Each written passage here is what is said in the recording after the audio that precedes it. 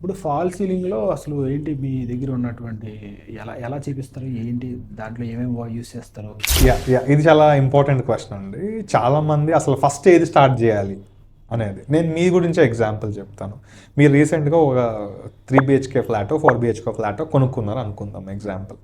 The moment మీరు ఎప్పుడైతే flat కొన్నారో, కొన్న వెంటనే గూడా మీరు అంటే లైక్ రిజిస్ట్రేషన్ ఏదైతే ముందు మనం టోకెన్ అమౌంట్ ఇస్తాం. అప్పుడే నేను డిజైన్ స్టార్ట్ చేసేయమని చెప్తా. ఓకే.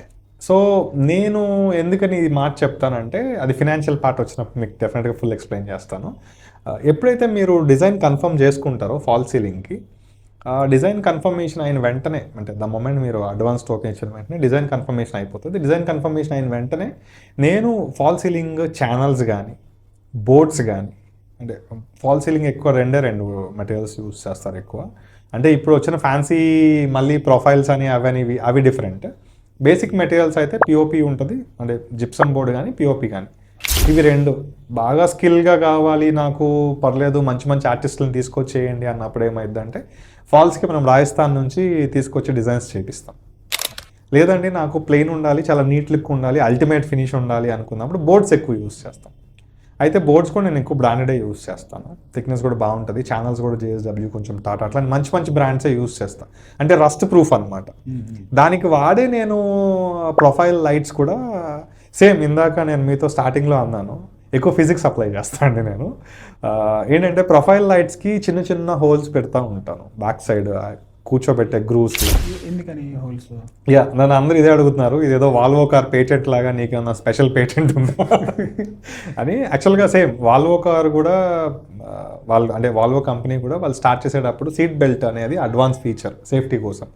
అట్లాగే నేను ఇది హీట్ డెసిపేషన్ అంటే మనకి చిన్నప్పుడు మనం ఫిజిక్స్లో చదువుకున్నాం ఏంటంటే ఎల్ఈడి లైట్ అంటే లైట్ ఎమిటింగ్ డయోడ్ అంటారు. అది ఇట్స్ డయోడ్ దాని నుంచి హీట్ ఎక్కువ వస్తూ ఉంటుంది.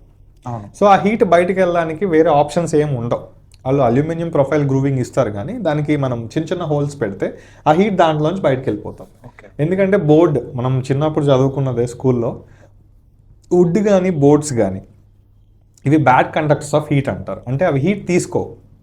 సో మనం ఎప్పుడైతే ఈ హోల్స్ పెడతామో ఇవి ఎట్లాగో తీసుకోవట్లేదు కాబట్టి ఆ హోల్లో నుంచి బయటకు వెళ్ళిపోతుంది హీట్ డెసిపేషన్ బయటకు వెళ్ళిపోతుంది. లైట్ క్వాలిటీ కూడా ఎక్కువ రోజులు కరెక్ట్ అండి మన్నికి ఎక్కువ ఉంటుంది. చాలామంది ఏంటంటే బేసిక్గా 2 years కదా వాళ్ళు ఇచ్చే గ్యారంటీ వారంటీ అనుకుంటారు కానీ 5-7 years ఎల్ఈడి లైట్స్ వస్తాయి.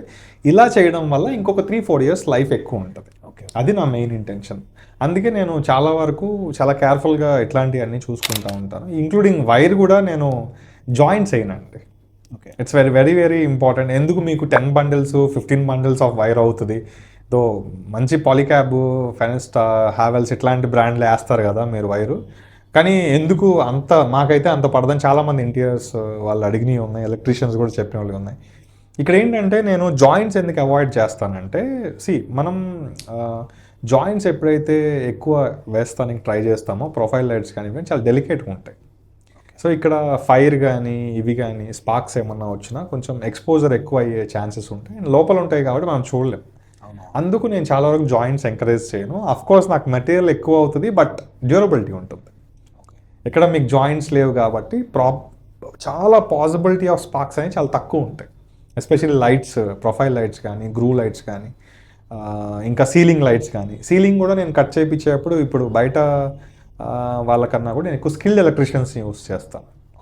సో వాళ్ళకి ఆల్రెడీ తెలుసు నా టీం అందరికీ నేను ఎట్లా ఉంటాను ఏంటని తెలుసు అనమాట. సో ఎక్కువ అక్కడ చాలా కేర్ఫుల్గా ఉంటాను ఫాల్స్లో. అందుకే ఇంకోటి ఏంటంటే ఫాల్స్ వర్క్ అనేది ఎప్పుడు కూడా ఫస్ట్ స్టార్ట్ చేసుకోవాలి. ఓకే. అంటే చాలామంది అంటారు అదేంటి వుడ్ వర్క్ చేసుకుంటా కూడా చేయొచ్చు కానీ నేను ఎందుకు ఫస్ట్ ప్రిఫరెన్స్ ఇస్తాను అంటే ఫాల్స్కి ఏదైనా మనం చిన్న గీత కానీ గీరడం కానీ స్క్రాచెస్ స్క్రేపింగ్ అంటాం అట్లాంటివి ఏమైనా చేసినప్పుడు ఖచ్చితంగా అదంతా కింద పడుతూ ఉంటుంది. ఇప్పుడు మీరు ఫర్ సపోజ్ వుడ్ వర్క్ అంతా చేయించారు మొత్తం పార్టిషన్స్ కానీ కబోర్డు కానీ వర్క్స్ అంతా చేయించేసిన తర్వాత ఇప్పుడు ఫాల్స్ చేయించుకున్నారు అనుకోండి అక్కడ వాళ్ళు చేసే స్క్రేపింగ్ కానీ ఏదైనా గీరినప్పుడల్లా డస్ట్ అంతా మళ్ళీ అయితే మళ్ళీ మీరు అనొచ్చు మళ్ళీ ఇదేంటి ప్రొటెక్షన్ షీట్ వేసుకుని సరిపోతుంది కానీ ఫ్లోర్కి ఎట్లాగా నేను ప్రొటెక్షన్ షీట్ వేస్తానండి. అయితే నేను 99% నేను చేసేదంతా మాడ్యులర్ వర్క్ కాబట్టి ఫ్యాక్టరీలో ఫినిషింగ్ అవుతుంది కాబట్టి ఇక్కడ నాకు టైం సేవింగ్ ఉంటుంది.